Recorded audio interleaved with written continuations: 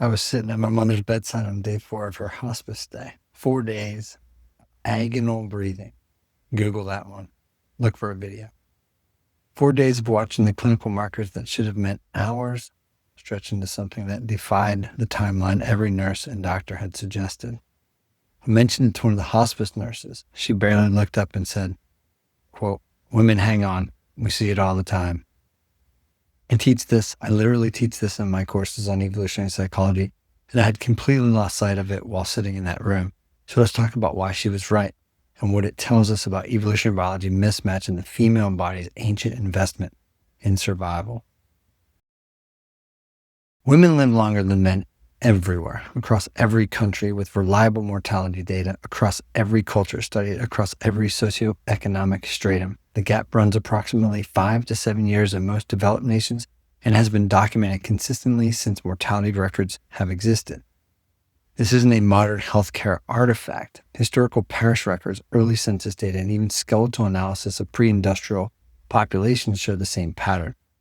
When researchers looked at cloistered monks and nuns, populations matched for lifestyle, diet, healthcare access, and socioeconomic status, women still outlived men. The gap is not explained by men smoking more, drinking more, working more dangerous jobs, though those factors certainly contribute. The gap exists underneath all of those behaviors. Oxosian and colleagues summarize it well. Men show higher mortality at virtually every age and from nearly every major cause of death, despite often reporting better subjective health than women at equivalent ages, a paradox sometimes described as men, good health, high mortality. Women report more illness, use healthcare more, but die less. The biology underneath this is not simple and is not fully understood, but we know enough to make a strong evolutionary argument. Start with the immune system. The X chromosome carries a disproportionate number of genes involved in immune function, immune receptors, immune signaling molecules, immune regulatory pathways. Women have 2 X chromosomes. Men only get 1. The standard assumption is that 1 X is inactivated in female cells, and that's partially true. But X inactivation is incomplete. A significant subset of X-linked immune genes escape inactivation and are expressed from both X chromosomes in female cells. Women are running a more complex, more redundant immune system than men at the genetic level. The practical consequence is that women mount stronger immune responses to pathogens and vaccines, clear infections more effectively, and have lower rates of many infectious diseases. The cost, which is real and important, is higher rates of autoimmune disease, where the robust immune system turns on the body's own tissue. Rheumatoid arthritis, lupus, multiple sclerosis, and Hashimoto's thyroiditis are all substantially more common in women. The female immune system is not simply better, it is more aggressive, for better and for worse. From an evolutionary standpoint, this makes immediate sense. In the ancestral environment, maternal survival was the most consequential variable for offspring survival. A mother's death during a child's dependency period was catastrophic for reproductive fitness. That would be your children surviving. A father's death, while costly, was less immediately fatal to dependent offspring in a social species. Selection pressure on immune resilience was asymmetric. It bore down harder on the female lineage. Estrogen provides substantial protective effects on the cardiovascular system during the reproductive years. Mendelssohn and Karas documented the mechanisms in detail. Estrogen promotes vasodilation through nitric oxide pathways, reduces LDL oxidation, has anti-inflammatory effects on vascular endothelium, and modulates lipid profiles favorably. Women develop cardiovascular diseases approximately a decade later than men on average. After menopause, when estrogen declines, the female cardiovascular advantage narrows substantially, but the decade-long protected window during peak reproductive years is real and meaningful. Then there's cellular aging. Telomeres, the protective caps on chromosomes that shorten with each cell division, erode more slowly in women than in men. Multiple studies across diverse populations have documented that women have longer telomeres at equivalent ages, and that the rate of telomere shortening is slower in female cells. Telomere length is a meaningful proxy for biological aging rate and correlates with longevity across species. Women are, at the cellular level, aging more slowly. Again, this is not an accident.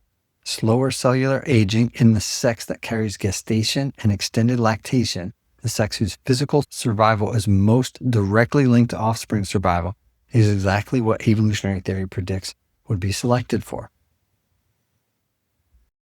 The biology is substantial but incomplete. Behavioral factors compound it. Women consistently seek medical care earlier in the course of illness. Women maintain more robust social networks across the lifespan and into old age. Social connection, the actual neurobiological effect of it, the oxytocin, the HPA axis regulation, reduced allostatic load, is associated with significant survival advantage. Holt and Lundstad and colleagues demonstrated in a major meta-analysis that social isolation is a mortality risk factor comparable in magnitude to smoking 15 cigarettes per day. Women, on average, are better at maintaining the social bonds that buffer them against that risk.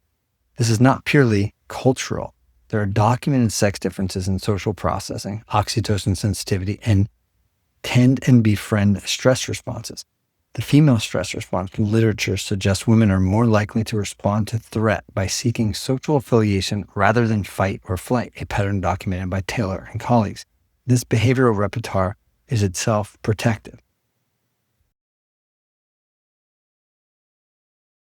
Here's where the evolutionary advantage meets modern mismatch. The female immune robustness, the slower cellular aging, and the social buffering. These were all shaped in an ancestral environment where threats were acute and resolved quickly. Infection either killed you fast or you cleared it. Predation, immediate.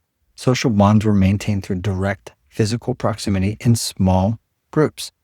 The modern environment asked the female body to run its ancient hardware against novel chronic threats, prolonged psychological stress, social isolation through digital mediation, inflammatory dietary patterns, and circadian disruption.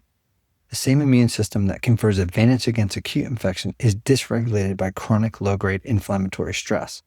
The same social sensitivity that buffers against isolation becomes a vulnerability in a world of social, media-mediated rejection and comparison, which is why the nature prescription matters particularly here.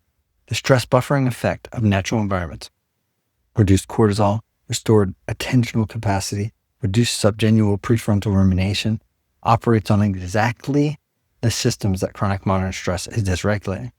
Kaplan and Kaplan's attentional restoration framework describes natural environments as providing effortless engagement that allows directed attention systems to recover. For a nervous system running ancient hardware in novel environments, the ancestral habitat is not optional. It is the reset mechanism the system was built for. I know this not just from the literature. When I was with my mom in the last days of her life, I took a walk to a lake, a trail, during those 4 days at the hospice. I needed to. My nervous system needed a reset. My mother held on for 4 days after the clinical marker said hours. Literally, the nurse came in. The chaplain chased my sister and I down in the garden, said, "You've got to come back." And the nurse said, "We think it's going to be hours, 12, 24 hours max." The hospice nurse was not surprised when, after 12, 24 hours passed, she was still with us. I should also not have been surprised. The female body was built 500 million years of selection pressure that cared about nothing except reproductive fitness to survive. Robust immunity at the cost of autoimmune risk, cardiovascular protection through reproductive hormones, slower cellular aging at the chromosomal level, behavioral repertoires that maintain the social bonds that keep the nervous system regulated.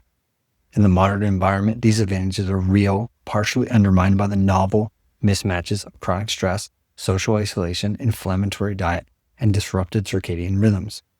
But stripped back to its core at the level of the brainstem, refusing to stop, and the chromosomes running their ancient program, the female body is, in a very real sense, built to last.